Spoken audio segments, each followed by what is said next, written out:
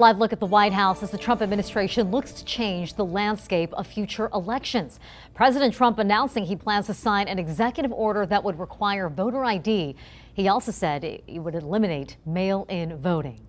Mail-in ballots, you can never have a real democracy with mail-in ballots. So we're going to start with an executive order that's being written right now by the best lawyers in the country to end mail-in ballots because they're corrupt. While we have no timeline on when that executive order will come, it's an issue that has both people on both sides of the aisle divided. Governor Joe Lombardo did not comment when we asked him about the president's announcement earlier today. And what about the president's demands for mail-in ballots? We're going to have a complete picture come this Thursday. That is it. Thank you. The president's mail-in ballot measures, you have no comment on that? His post on Truth Social?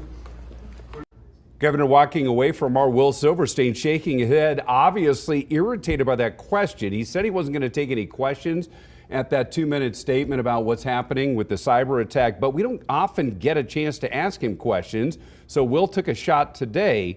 We do know the governor supports voter ID requirements. He vetoed a bill that would require voter ID during the last legislative session. Instead, he hopes a ballot measure will usher in more stringent voter requirements in Nevada than that bill that made it through the legislature. But that doesn't address mail-in ballots in our state. Today, we spoke with voters about what method they usually use when casting their ballots. I've done both. I've done the ballot vote when they send it to your house, and then you fill it out and send it back, and I voted in person. The ballot, when they sent it to my home, it was much easier. I voted in person. I walked in and I did it, and honestly, I love the sticker. That's why I do it, and I wear it that day, and then I keep it in my car. I put it in my center console to remind me of the importance of what I have. Even adults like stickers sometimes Yes. out there, right? So Nevada currently does not require voter identification to be able to vote. They just judge it based on your signature. But a statewide ballot initiative, as we just mentioned, was passed by voters in Nevada once, and it has to pass again in the future to be part of our state constitution. With such a diverse population in the Silver State, there are many who could be impacted by an executive order of this magnitude. News 3's Tiffany Lane joins us live from downtown Las Vegas with what this could mean for Nevada voters. Tiffany? Maria and Dana, as you mentioned, this executive order hasn't come down yet, so we don't know all the details behind it. But according to the Truth Social post that President Trump posted on Saturday, it could involve a lot of changes, and those are changes that some say need lawmaker approval to happen. President Trump made this post on Saturday to his Truth Social account.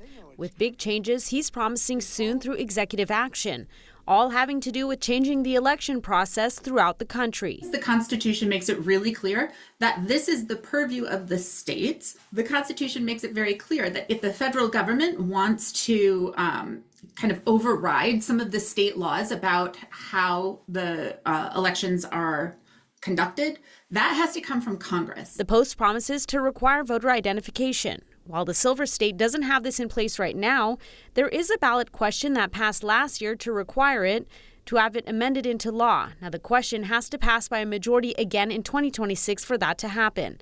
Something Republican Assemblywoman Danielle Gallant says she's in favor of. I don't like the argument that voter ID suppresses the vote. You pretty much need a ID for anything to survive, to operate in society. Carrie Dermick with All Voting is Local, however, is against the requirement. We think it is going to be a huge waste of taxpayer dollars. We think there's currently less than 1% fraud in Nevada, and we don't think this is going to do anything to fix that. President Trump also posted that he plans on getting rid of mail-in ballots, with exception to people who are very ill or are far away military. When it comes to Nevada and the 2024 general election, 45% of voters voted by mail.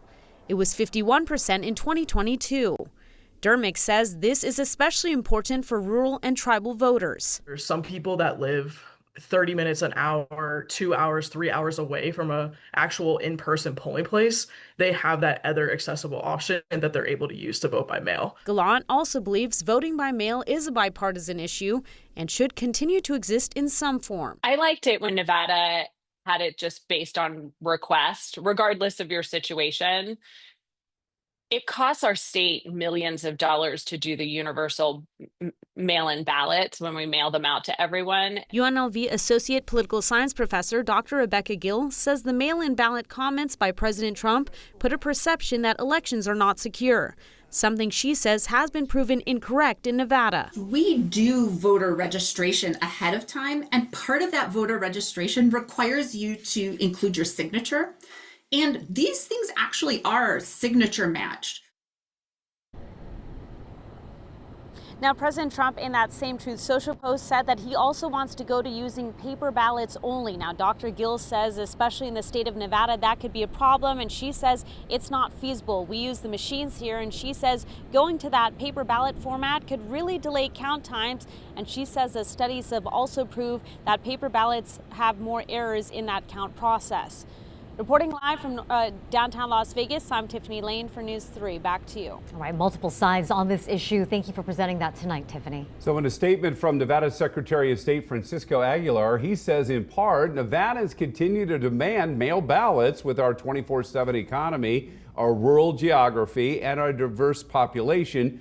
Mail ballots have allowed our citizens the freedom to vote in a way that works for them, no matter a voter's location or political party. Adding, Nevada runs safe, secure elections, and we will stand up against any attempts to silence the voices of our citizens.